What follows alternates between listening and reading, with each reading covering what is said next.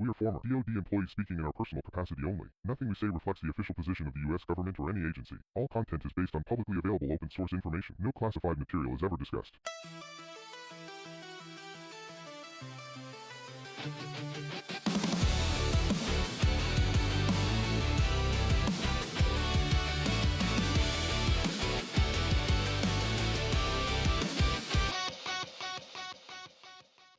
Hello and welcome everybody to this week's episode of Two Beards Debrief. It's number 4, and we're going to continue talking about whatever the hell we want. I like it.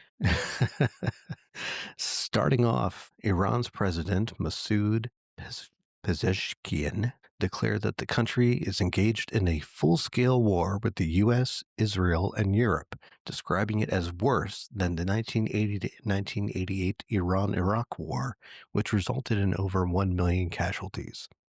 The president went on to state, "We are in a full-scale war with the U.S., Israel, and Europe. They do not want our country to stand on its feet," accusing the West of besieging Iran economically, culturally, politically, and in terms of security, while raising societal expectations amid bloc trade. The president's comments were published in an interview on the website of Supreme Leader Ayatollah Ali Khamenei on Saturday, shortly before Israeli Prime Minister Benjamin Netanyahu's meeting with Donald Trump in the U.S., where Iran and potential new strikes are expected to be discussed. This follows a June 12-day air war between Israel and Iran, which killed nearly 1,100 Iranians, including military commanders and nuclear scientists, and 28 in Israel from Iranian missile retaliations. Pezeshkian emphasized the need for collective effort to address Iran's issues, and Supreme Leader Ayatollah Khamenei stated that Iran overcame a heavy assault by the U.S. Army through initiative, courage, and sacrifice of Iran's youth. In a message for the 2025 annual meeting of the Union of Islamic Student Associations in Europe. Okay, I bit my tongue a little bit on the overcame the U.S. Army's aggression Yes, through yes. their on through their own efforts. I don't know if you could tell, but I turned the sarcasm filter on for that line. I picked up on it. I know you. hmm So Iran and Israel have But been at it for a while, on and off, yes, over or a decades. yes, for sure. Yep. And Um, Iran usually uses its network of organizations, many of which have been categorized as terrorists, to include Hamas in Gaza. One could say that they operate in the shadows through other organizations and fronts, perhaps, even though sometimes it's not as shadowy. Yeah, I was going to say it's like if you turn the contrast up on an old television, you can see everything in the shadows. Yeah. I think it's interesting, the timing. I know we hmm spoke about it for a second, but I think it's worth pointing out here. Uh, so we've already talked in previous weeks about the action the U.S. has taken with Venezuela. I think we're up to what, 3 ships, oil tankers, hmm maybe more. News changes every minute. I did a little looking into those ships, and I don't have definitive proof, but I came across multiple reports that said it was likely that these ships are, well, probably more than likely, part of the quote unquote Russian shadow fleet that so typically what's called shadow fleet, among other reasons, is the ship may be owned and operating out of one country, but then they will flag it, kind of like in the US, we hear about, shell companies and you shuffle things around. Um, and that's how they're moving goods, including sanctioned oil, uh, and getting past those barriers. And it seems that it's highly likely that the oil tankers that the US seized are a part of the fleet, meaning that those ships specifically also move oil and products in and out of Iran, not just Venezuela, which makes sense. I mean, they often, they rarely do. There are some exceptions with like China hauling goods to the US where they're loaded one way and emptied the other, but often ships will, load one port, go to another, empty, load nearby, and move on and make a circuit. When you look at with these more recent sanctions in the last year, it seems Iran's starting to suffer for pretty significantly economically. So The estimates are up around a 40% plus inflation rate in Iran, that these recent sanctions are hurting their economy by at least another 20% in a negative, which, we're happy in the US when we say, hey, we see a growth of, 4+%. That's good. If we lost 20 plus percent, and I know those numbers don't work the same way both directions, but that's nothing insignificant. And so if you start losing oil tankers that are destined for your shores, three of them, and these are big. I mean, that was prominent in the news. These things are huge. It's not likely that ships that are otherwise engaged are going to be pulled and sent your direction, especially under this kind of recently highlighted risks. So, I I don't think that anybody is taking what Iran just said as a declaration of war. I think that's really important to recognize. The question is why? There's a lot going on this week, with Ukraine, Russia, Venezuela, Israel. To what purpose are they making this declaration? They're starved for attention. No one is paying them any mind these days. And it's killing them, Ron. It's killing them. Well, and they lost their shadow friends, Hamas, Hezbollah. It's getting a little thin out there. We're losing friends fast. Maybe China will just, out of the goodness of their hearts, be Santa Claus or Chinese New Year gifts. They've got the pocket. I don't think that's how China operates as a culture. No, but they're more than happy to sign a 50-year lease for a port in a foreign country and invest in infrastructure and then give loans out for additional infrastructure.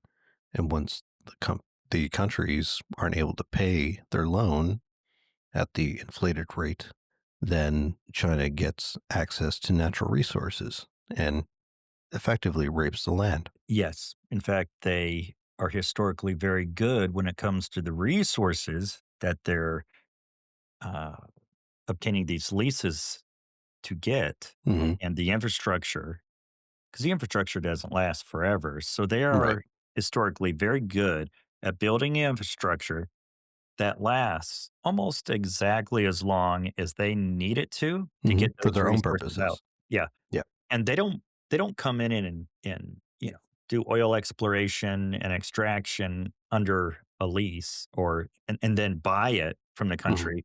They buy an a specified number of barrels of oil or whatever the resource is, and they own it outright. They provide their own workforce, Mm-hmm. they provide their own infrastructure that and workforce to build it. It's really not great for the other country. They get the money, Mm-hmm. but China seems very good at having the forethought to purchase at a premium today what is quickly outpriced tomorrow. And there's been a lot of regret around the world at how cheaply they're getting these resources now. Oh yeah, absolutely. We're getting a bit of ahead of ourselves though, talking about China at this point in the game. Yeah, back to Iran. You've got to understand that the Ayatollah is the supreme leader, not just in name, but like he is to Iran what the king would be to England if they hadn't rewritten their constitution. He No is, Magna Carta. yeah, he is the top of the food chain. The president comes and goes. The Ayatollah, this Ayatollah in particular, has been in power for decades. And so anything that Iran's current president might say on the public world forum stage is, essentially drafted by the Ayatollah. So it's really the Ayatollah's words that we're hearing as Iran declares itself engaged in a full scale war. No, I don't disagree with that one bit. And I think the timing is, quite good considering that Benjamin Netanyahu is going to be visiting and meeting Trump in the U.S. when they're talking about the potential for new strikes. I don't know what Iran has done lately to deserve that. I mean, obviously the ballistic missile strikes earlier this year were enough reason for retaliation. I don't know what Iran's current capability to launch missiles is because after Israel had their say, was my understanding that the majority of the missiles were scattered about in pieces I in saw Iran. one I saw well, I agree. There's one report, news story that came out that worded it that Israel's trying to remember, I don't wanna misquote, it's paraphrasing, that they're interested in striking their missile, uh, manufacturing facilities, something to that effect. So, I'm not familiar with their post-attack agreement. Do they have a treaty or some official ceasefire? I'd have to see, but We'll have to look that up. Yeah. yeah, we'll have to look it up. But potentially, if that is construed as breaking that agreement, then it's on like Donkey Kong, Right. or at least the justification for striking Iran again. I think the ceasefire might have been with Hezbollah Right. So when after. we struck Iran with Israel a short time ago, that would be the interesting part. Did we just say mission accomplished, go home, Mhm. or was there a actual formal agreement between us, Israel, and then Iran as the opposing party, or is there some previous standing agreement that would prohibit them, that the action of creating more missiles would violate, or rockets, whatever we're calling them, as it Mhm. may fit. And then, of course, there's always the argument of whether it still applies, who broke what agreement first. We've discussed that with Russia and Ukraine to length previously. Now, so Iran and Israel do not have a current ceasefire. There was a U.S. mediated ceasefire that took place back in June after the tit for tat strikes. Um, but it's not a like a signed ceasefire or a truce even. It's just kind of an understanding. Yeah. And it's the same with Israel and Hezbollah. So I'm looking right now. There's reporting that post June of this year, 2025, Hmm. that Iran has prioritized ballistic missile rebuilding. Now, I don't know the source, where they got that information, but that's what's being reported. Yeah, that would Uh, make sense based yeah, on Israeli claims back in June that they had struck not only their air defense systems first, which is what you do when you're going into a country using superior air power, and then they struck their missile facilities, the launch sites, essentially, not the manufacturing facilities. But if that's open for negotiation now between the U.S. and Israel, then I know Iran would use the missiles if it rebuilt its inventory. They obviously proved that earlier this year. It's just Israel's not looking good on the world stage right now. no, um, that's a several hour conversation. Yeah, but essentially they they're a couple of years into the retaliation war against Hamas for invading their country, kidnapping and killing hundreds of Israelis. I'm not sure why, but I also saw a news story that apparently Iran is claiming that they have essentially cyber access to, uh, I forget the term now, but it basically be as the equivalent Israeli vice president, whatever that title they use there, to his cell phone and communication. That's not usually something any sovereign nation blast out there. Unless Once you're bragging. again, unless you're bragging, or uh, considering that Israel's at Mar-a-Lago and having conversations, maybe they're hoping to. I mean, I'm just reaching here, but maybe they're trying to, last ditch effort, make the U.S., Israeli allies question any plans Israel proposes, because we have to assume that Iran might already know. Therefore, it's been burned. I'm not sure we're too worried about the cell phone. Yeah, I think they no, have better OPSEC than that, right. I hopefully. think that I think they just wanted to claim that they're as good with this kind of stuff as Israel was with the pagers and Hezbollah. I am, yes, I think your initial statement might has more validity than we sometimes, what do they say, that sometimes the simplest answer? Yep. Good old Occam. All right. Since we were talking about China before, we can get into the next segment. Uh, China is deploying Walker S2 humanoid robots for border patrol duties at the Fangshigang crossing in Guangxi near the Vietnam border starting this month. The project is part of a $30 million U.S. contract won by UB Tech Robotics. Fangjigang is a busy coastal border with constant traffic for cargo trucks, coaches, and travelers, chosen as a challenging real-world test for the robots due to tight schedules and nonstop operations. So these robots are essentially like the Chinese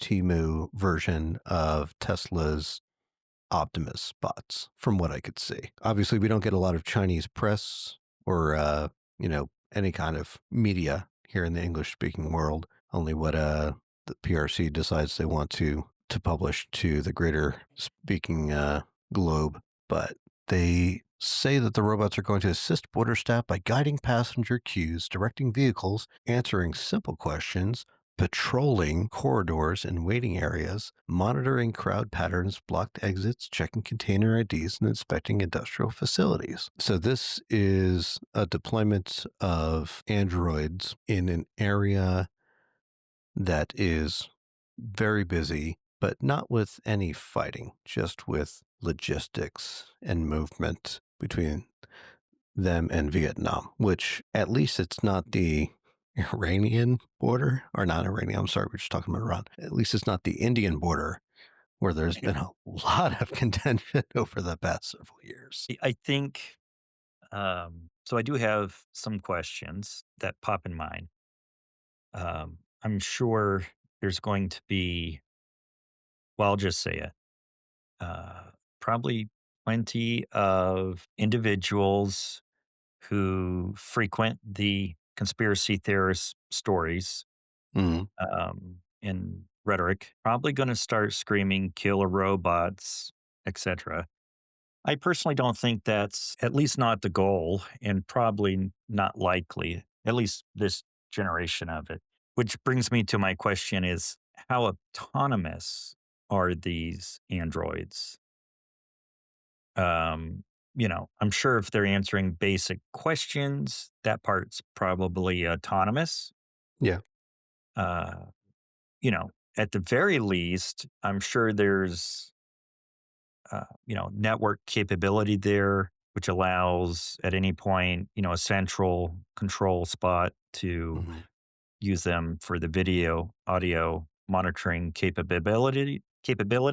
They can probably direct them to go to places, go check out something that's suspicious. My question is how autonomous is it? Because if it's Well, autonomous, you can scale like crazy. If it's yes. not, you need at least one person per directive. Well, you say that, you ask that question, and because it's China and money is no object in the People's Republic, uh, they opened a humanoid robot data training center where the robots were able to practice tasks and collect training data.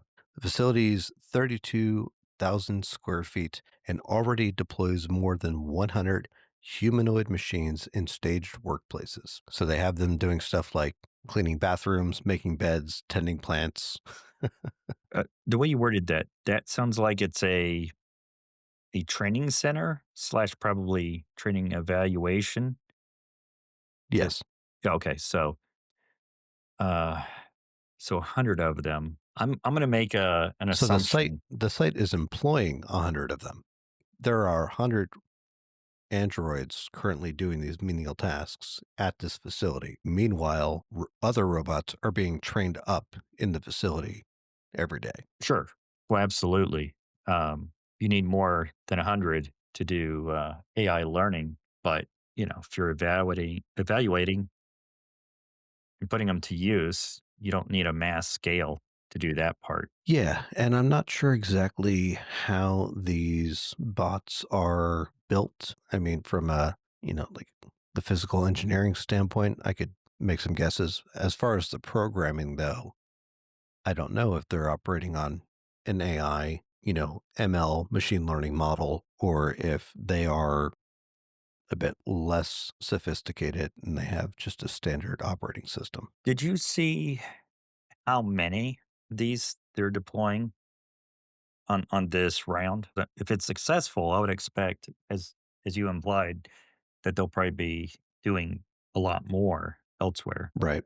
But I I'm seeing where it's $37 million deal. Yeah, that's for the contract. That's just for the PRC to use, and they've also got other orders uh, totaling around 157 billion. I didn't see in that particular article. They didn't mention a number that are being deployed to the border for this purpose. Now, this doesn't mean it's not the case, but I did notice the absence of, and maybe I just missed it. So correct me if I'm wrong. I didn't see Mhm. anything about any language that would indicate that these robots are being utilized or operationally capable of affecting arrests or lethal No, force. So, I'm not worried about them replacing or becoming that killer robot yeah, scenario. no, Is it a they're stage? they're Yeah. conducting basic tasks Yeah. that a human can be trained up to do in a couple of days. So, It's going to in take all them fairness, longer to get to that point, but oh, for sure. But in all fairness, I mean, in our own life, I mean, if you've traveled anywhere in the US or lots of Europe, Mhm. and other places, we already have a lot of that already happening. I mean, when you go through TSA, you can, on board the aircraft, a lot of it's self-service. You scan your own ID. Yeah, yeah, The TSA agent's just and standing there saying, "Yeah, you can walk through," but they're just waiting for an algorithm to go, "Stop." right, and directing people to remove their shoes in the non-pre-check lines. Right.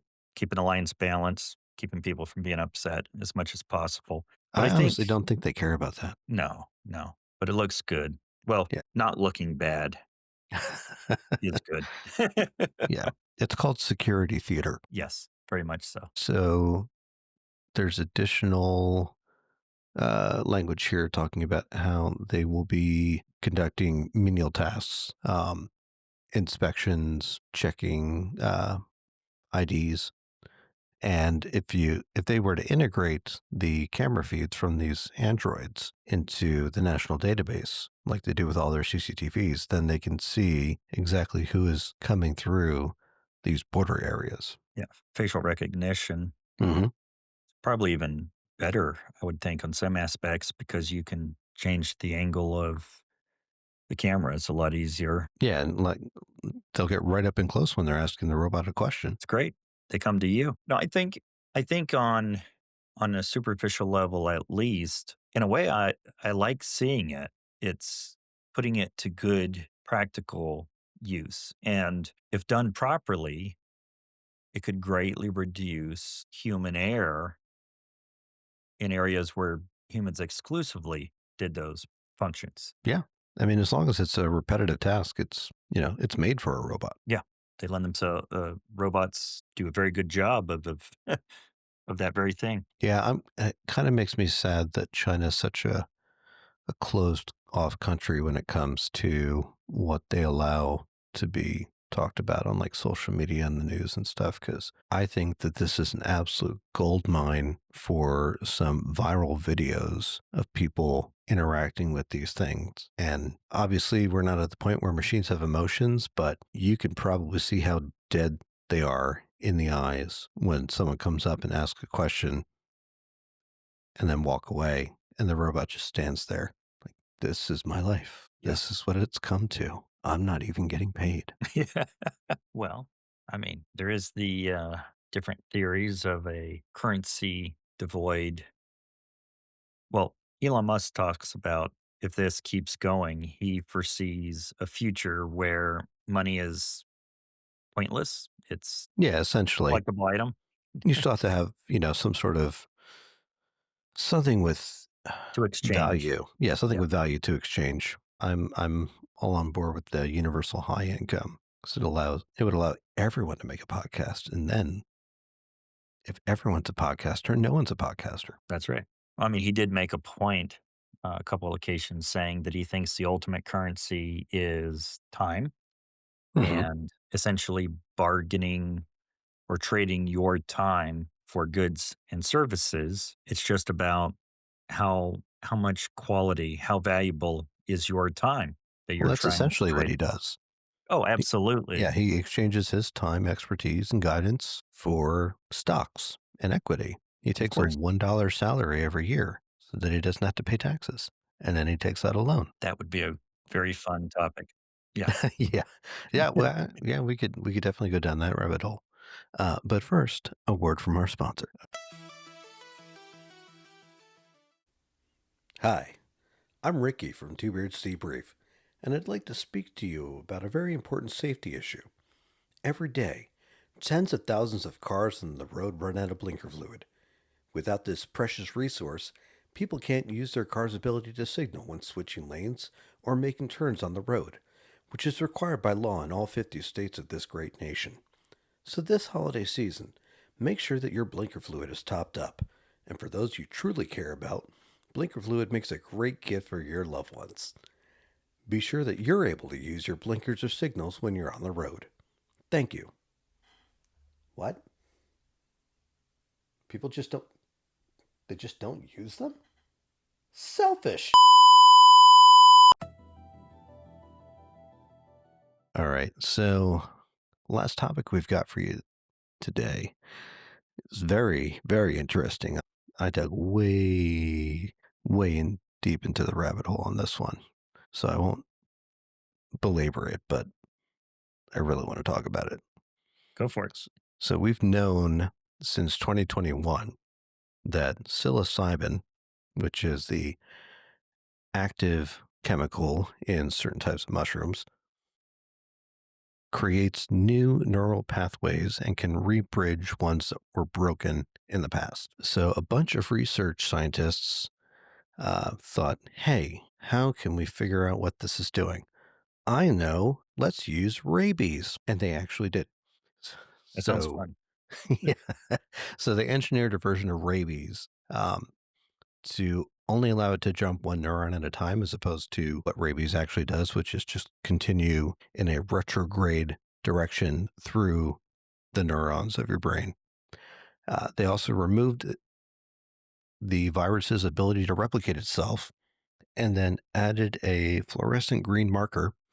I still don't know how that's done. That can be tracked via scans. So they injected the psilocybin into some mice, and then they injected in their modified rabies tracer and completed scans through all 316 brain regions. Now, while they expected this to be random, the psilocybin actually followed a pattern that was so statistically improbable that the chance of it occurring naturally was 0.06%. That's yeah, very significant, not insignificant Right. statistical Yeah, variation. absolutely. Yeah. And even just as significant as that, they were able to, using this tracker system, determine exactly where psilocybin is active in the brain and where it's not. And as a result of that, they were able to measure a 10% increase in the parts of the brain associated with sensory perception. So our awareness of the world around us was increased by 10%, which is an order of magnitude greater than our normal operating brainwaves. At the same time, there was a 15% decrease in the parts of the brain that are responsible for our sense of self and our individuality, our ego. So the regions that drive emotions and memory were essentially turned down. So there's a lot that could be taken away from the what's implied. So let okay, go ahead and start breaking this down. I need you did some Yeah, deep yeah, yeah, dive. yeah. This warrants Uh, a little bit of explaining. right. Yeah. So by understanding how the psilocybin is affecting the brain, you can use traditional psychology or psychotherapy to reprogram how people view themselves and how they view the world. There's already been studies that show how DMT and psilocybin can help veterans with severe PTSD basically rewire the part of their brain that is causing them that stress. Like they don't forget what happened, but they're able to Right. process it in a new way and rewire their brain so that it's no longer traumatic. So The last go ahead. part of this is that the researchers were able to target which regions did not receive the benefits of the psilocybin by shutting those parts of the brain down chemically. So it's my understanding that prior to the study, we've had a fair number of studies, research, some evidence, Trials, files. Uh, trials. oh, yeah, that would essentially was coming to this conclusion through essentially observing cause and effect. This is the first time we've had scientific evidence that proves it. Yes, first time we have empirical evidence that this is how this chemical works in our brain. And that is fascinating. It's absolutely unprecedented. We've never had this level of understanding of the brain in general. The brain is the organ that we know the least about. We don't know how it generates a consciousness. We don't know how it's responsible for generating our sense of self. And, there are numbers on the hypothesized processing power of the brain. And although the CPUs in your computers are much faster, they are much less complex. That part I agree with. I think what's interesting about this study is, we've literally carved up probably, I don't know, thousands, millions of brains, and we've, taken them slice by slice, mapped them. We've done, brainwave studies, but this is the first time where we've been able to show that specific targeting and progression and change in this manner. I think before we've had to do a lot of assumptions. So in academic research, anyone that's had to write an academic paper is probably familiar with, you have a hypothesis, you state your assumptions and areas that have been ignored and areas that need further study. Right. And I think this, not that this is void of any of that, but I think this did an excellent job of leaving a lot less areas that need further study in order to confirm the conclusion. I think it did a Mhm. great job of proving the conclusion without the need for further study. Now, I'm sure there's plenty of things that further study would flush out. Obviously you want to do it again to replicate it, make sure it's not some completely weird. I mean, we talked about statistics. The only way to prove it wasn't a Yeah. fluke is Right. do it again. Yeah. And I'm not sure. I mean, I I read the abstract. I read most of the medical paper. I'm not a medical professional. I'm not a scientist of biology. So my understanding of it is still very surface level. I'm not going to Same. be able to get too much further into it than that. The study was done by research scientists from Cornell and Allen Institute. I don't know if there were multiple studies or if this is just the first one, but yeah, you're right. There needs to be more research into this to verify the findings and make sure that it wasn't just a fluke. I'm probably going to do a horrible job, but I'll take an attempt. I think, in a nutshell, the thing that I find the most interesting, aside from modifying rabies and adding a fluorescent marker and all of the scientific, mechanisms Mhm. that had to be employed, is the part, as I understood it, is it proved to what extent the psilocybin promotes the ability of the brain to start rewiring itself. It's not an The, easy task. the, the study also shows that consciousness and identity is not a fixed thing, it can be adjusted. And so that's why when doing, when taking psilocybin for medicinal psychological purposes, you need to have someone you trust there to help you rewire your brain, because as your awareness of the surrounding world increases, you essentially become like a sponge. And as the parts of your brain that identify you to yourself are not completely silenced, but reduced, that opens the possibility of changing who you are from a personality standpoint. So, So you're saying to a very real extent that this is what comes to mind. It makes me wonder how much of that was in play with Charles Manson and his women. mhm, Their families were like these women are different. They are not the same people. right. I mean, over decades now, they've said that. Yeah, It's like everyone wanted to, or people wanted to believe that, well, it's because maybe they were under the influence. Now they're saying, I mean, they've been in prison. They're probably not under the influence of a mind altering anything at the moment for quite a while. right. But you Uh, make a great point there that maybe this is something that old Charlie understood and used it. at And least so it's a working again, knowledge. yeah, yeah. I'm not the scientific knowledge, obviously, but anecdotally through experience. So yeah, that definitely adds credence to the need for care when using these kinds of chemicals, pharmaceuticals. A lot of and I'm no expert, but what comes to mind are the stories I've heard about for lack of a better term, the uh, cultural Yes. ritual that surround these. They're very, very strict. I mean, we associate like spiritual significance, religious, so on and so forth.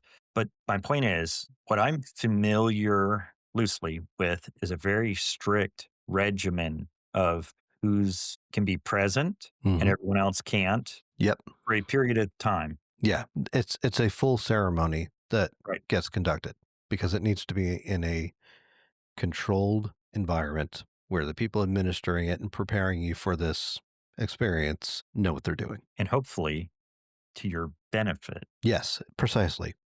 That's our point. Yeah. So, not that probably the vast majority of our one listener Hmm. is planning on doing this in the future, but should anybody be contemplating having any of these experiences, do so well informed would seem to be a very logical conclusion of this very scientific study. Yeah. Take part, especially if it's legal where you're at. And if it isn't, just be careful. Do so with caution. Make sure you're in the right place with the right people. Absolutely. Psilocybin is very similar to serotonin and actually plugs in specifically to the 5-HT2A receptor, which makes sense. The serotonin receptor. The serotonin receptor, which is why, you hear people talking about or writing about their experience as being such oftentimes a pleasant, you know, not exactly euphoric, but Mhm. sometimes Elated. euphoric. Yeah, happy, Mhm. pleasant, very pleasant experience. Uh, Now, that being said, sometimes people have a horrifying experience, but uncontrolled environment and ingredients. Not really Mhm. sure. There might have been some other variables in play as well. Thank you once again for listening to Two Beards Debrief. We'll be back next week.